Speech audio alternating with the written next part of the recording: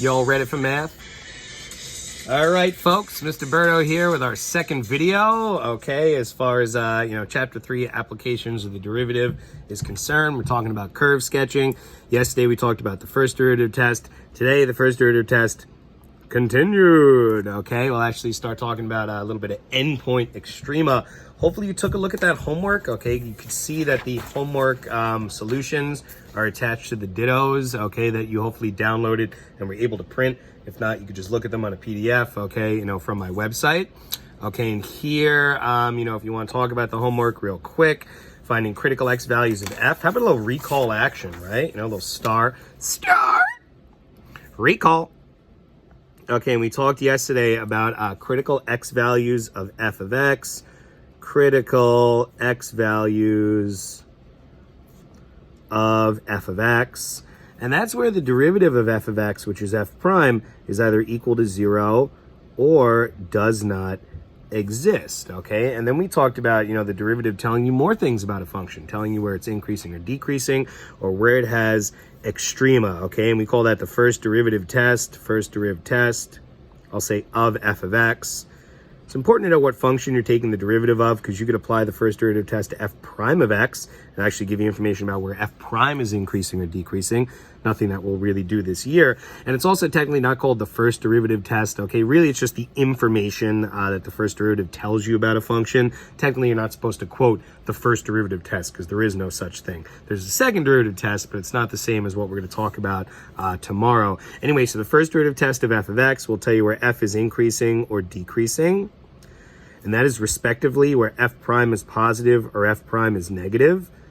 Remember, f and f prime are two different functions. It's not the same thing to be increasing and to be positive, okay? When a derivative is positive, that means the original function is increasing. If an original function is positive, it doesn't mean it necessarily has to be increasing. Remember, a function represents y values. If a function is positive, it's above the x-axis.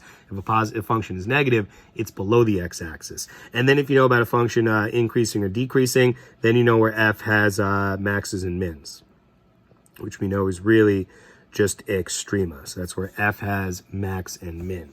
As far as the homework, first four problems, just, figuring out where a function, I think one of the problems we did in class, where a function, has critical x values, okay? Oh no, here are the four right here. So hopefully not too terrible, okay? Definitely two factorings that you had to deal with where you couldn't factor out the coefficient in front of the x squared. Sorry about that, but it's an honors class. You should be able to handle that right there. So always work on stuff like that. Something like number 3 here, our derivative was fractional. Okay, so you can see here, remember, a fraction is equal to 0 when its numerator is equal to 0. No solution to this equation right here. And a fraction is non-existent when its denominator is equal to 0. Okay, you could divide it by 3 on both sides here, then raise both sides to the 3/2 power to get x equal to 0. Try not to worry so much about number 4. Kind of cute, though, that it became, a little trig equation right here. We know the cosine of pi over 2 is equal to 0. That should be ingrained in your skull. Okay, but also the cosine of negative pi over 2 equal to 0 because cosine's an even function. Try not to worry so much about that. And then we actually were given a cubic right here. Find the critical points, take that derivative, check if it's non-existent. It's not, okay? It's a polynomial function. It always exists. Set it equal to 0. Those are our critical x values. Plug them back into the original to get critical points. Any type of point, you always plug back into the original. Critical point. Today we'll talk about endpoints. And tomorrow we'll talk about inflection points. For all of these, you plug back into the original. And then to figure out where f is increasing or decreasing, find out where f prime is positive or negative. That's where I draw the line. The f prime line, okay? Plug back into f prime, and then if f prime changes from positive to negative, that means f changes from increasing to decreasing, yielding that local maximum right there. F prime changes from negative to positive, that means f changes from decreasing to increasing, giving us the local min. And a little sketch action here, let's plot those crit points. You're not supposed to sketch yet. All right, so this wasn't part of the homework. We'll do stuff like this tomorrow to a better, exact graph, because we'll have something known as the second derivative test. It tells you how a function is increasing or decreasing. But we know to start sketching, plot those points, 1, 5, a 1, a 2, a 3, 4, 5. Everybody in math class coming alive. Yow, little mambo number 5. Is that right? 1, 2, 3, 4, 5. Sorry, this quarantine, I think I've forgotten how to count. A min at 3, 1. And look, you know at x equals 1 right here, there's going to be that rounded max, and at x equals 3, there's going to be that rounded min. Just for kicks and giggles, the y-intercept, f of 0 gives us 1, so 0, 1, a point right there. And we know the function from negative infinity to 1 is going to be increasing, so it's going to be increasing here. We don't know how it increases yet, but it has to look like an n because it's going to meet up with that rounded local, max right there.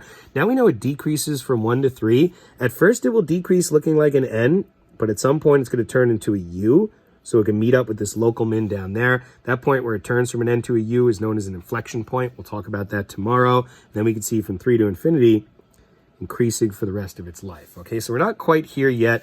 I didn't draw that perfectly too. Probably just going to mess it up more by doing this. That's a little bit better if you ignore that first piece or just do a little something like that. Now it's a real mess. Anyway, try not to worry so much about the sketch. It's going to take a little bit of time to get used to it. What are we going to speak about today? Well, if you look at that ditto from yesterday, okay, if you look at number 6, there's a bunch of instructions there that Mr. Matina wrote down, but we're going to do the same thing we've been doing. Find out critical points where the function is increasing and decreasing and where it has extrema, okay? So, and this right here is a closed interval, so that's new. So closed interval, that means we're going to have endpoints right there. So something a little bit different than what we did yesterday, but the first step's the same. Let's take that derivative right there. You can see starting with a polynomial function, so the derivative is polynomial, it's a linear, and we know it exists everywhere. You don't even need to write that down, but you do need to see where it's equal to 0. All right, add 2x to both sides, 2x equals 5. That means x is equal to 5/2, okay? And that's our critical x value. There's only 1, so let's get that 1 crit point. Take that 5/2, plug it back into the, very good, original, okay? So 5/2 comma f of 5/2.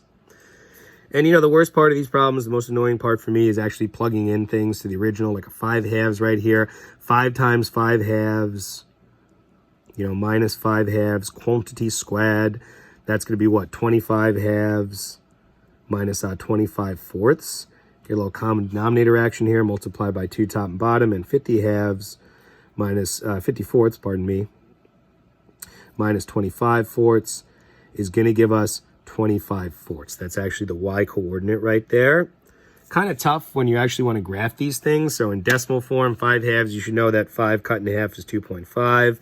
And 4 into 25, 4 goes into 25 6 times, okay, with a remainder of 1. Remainder of 1 out of 4 is 6 1/4, or 6.25, okay? Sorry, you couldn't read that right there. That'll be useful when you're graphing. It's kind of hard to sketch a decimal, fractional coordinate. Easier to do one with a decimal. Regardless, let's draw that line, okay? Find out where f is increasing or decreasing. Draw that f prime line. Tis it bounded? It actually is in this case, okay? From 0 up to 6. We put all critical x values on the f prime line, everywhere where f prime is equal to 0 or non-existent. We know it's equal to 0 at 5/2. I like to write that's a place where f prime equals 0, because that means my original function f, remember the name of the game here is to actually sketch f.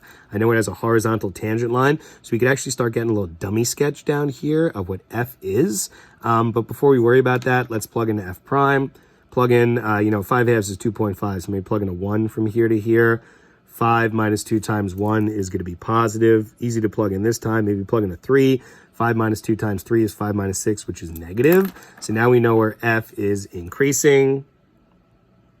Okay, and that's going to occur from 0 up to 5/2. And we know where f is decreasing. And that's going to occur from 5/2 up to 6. Remember, I never include for increasing and decreasing. You can actually include in some situations, not something that we really speak about in this course or even on the AP exam. They don't ask you about stuff like that. So that's f increasing and decreasing. Don't forget, we also had that critical point.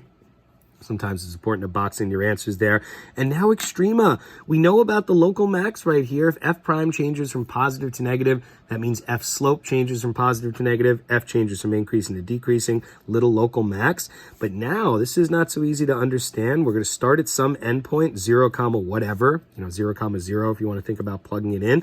And then the graph's going to immediately increase. And if that happens, if you start at an endpoint and the graph immediately increases, there's only going to be points above you. And if there's only points above you, that means you're an endpoint min. over here, the graph it's going to increase, and that's going to top out right here. It's going to start decreasing, right? Because f slope is negative, so f will decrease, and then f is going to decrease, and then just stop at 6 comma whatever. And if you decrease and then stop at a point, that means there's only points above you. That means you're an endpoint min as well. So that's going to take a little getting used to, determining if you have an endpoint min or an endpoint max when you're not looking at a graph. If you started by decreasing, a point right here, an endpoint, maybe you decrease right away, that'd be an endpoint max, okay? So you got to think about stuff like that. Anyway, now we know that we have let's do the maxes first. We got a local max. You could actually call it a relative max if you want to. Maybe I'll remember to do that in the next problem. It's important to switch up that vocabulary because they'll do so on the AP exam. We know what occurs at x equals 5/2. Sometimes they actually want to know what the x and y coordinate is. Okay, so you could say 5/2 comma 25/4. Really, it doesn't make a difference. Remember, x values tell you where, y values tell you what. By the way, that's the only max in a closed interval. This function is going to start, it's going to increase, it's going to top out, then it's going to decrease, then it's going to stop. That's the absolute max right here, okay? So he's the absolute max. So there's only one max or one min on a closed interval. That max or that min has to be the absolute max or the absolute min. Actually, that's true. Okay, one max on a closed interval. If there's more than one, then you have to worry about it. And with mins here, you can see we have more than one min. Local mins. Okay, we know that those are going to occur at x equals 0 and x equals 6.